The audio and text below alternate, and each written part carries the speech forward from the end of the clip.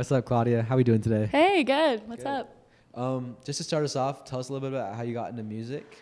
Yeah, so I kind of always say I don't really remember a time when I haven't done music. I think I came out of the womb wanting to sing and perform. But I picked up a guitar when I was 10 for the first time, and my dad taught me a couple of chords. I think it was like G and C. And I learned a Taylor Swift song and Leaving on a Jet Plane, and I would just sit there and practice all day, every day.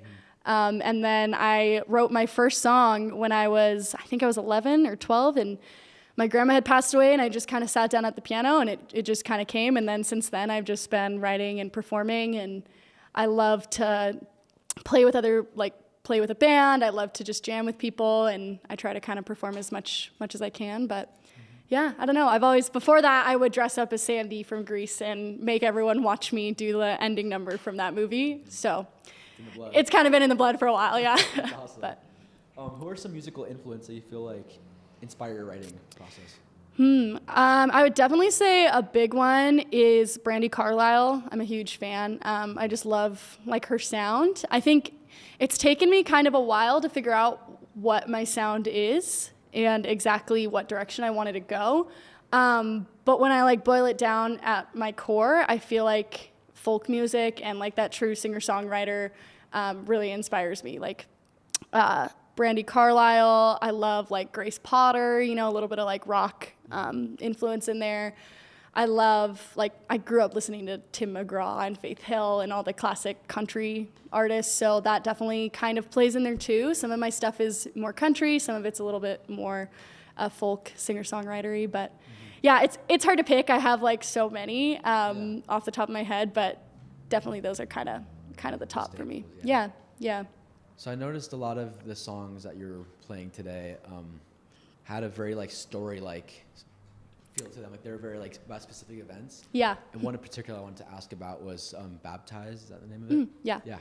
Should I look there?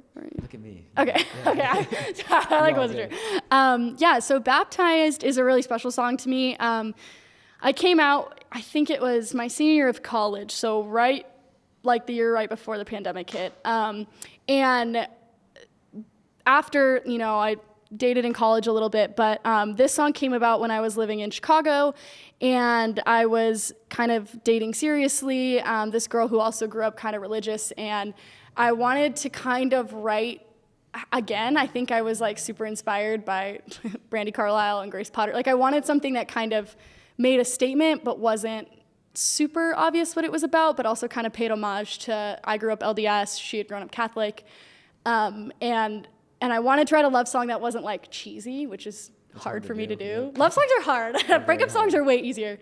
But yeah, so I kind of just got some inspiration around that, and then that one just kind of came out of me. I remember just sort of sitting down and writing that little lick at the beginning, and then I think I just wanted to dump how I was feeling. So yeah, that one's really special to me because it's kind of about being in the queer community and also being religious and kind of having those two things collide and how that feels. And, sometimes it's messy, sometimes it's great. And so that's kind of where Baptized came from, the idea of I grew up in this religious, lifestyle where that was kind of my whole life. And now I'd finally met someone that sort of changed that in a lot of ways and flipped it on its head.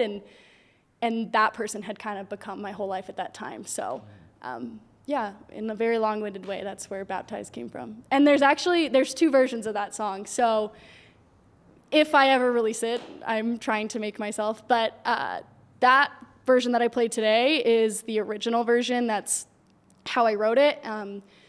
But when I got in the studio, we kind of changed it up and made more of a fun pop version, just because we wanted to see what we could come up with. Totally. And so, yeah, it was kind of cool today to get to play that original version because that one is always super near and dear to my heart. But yeah, keep an eye out for the other version, totally different chorus and a bridge added in there. So that's awesome. Yeah. And yeah, last but not least, I wanted to ask about any upcoming projects for you as far as shows or new music. Yeah, so I recently just moved up to the Logan area, so I've kind of been adjusting to being a little bit further away from like the Provo music scene. I don't have anything like coming down the pipeline in terms of shows right this second. With the holidays coming up, it's kind of nice time to take a break. Summer is like the best. But I do have an EP coming out. I haven't finalized what I want to name it yet, so TBD on that. But it should be coming out early next year in 2025. It'll be a 5 or 6 song EP. It's almost done. We just have a few final vocal comps and things to work through. So keep an eye out for that. It'll be on my Spotify, Claudia Ryan.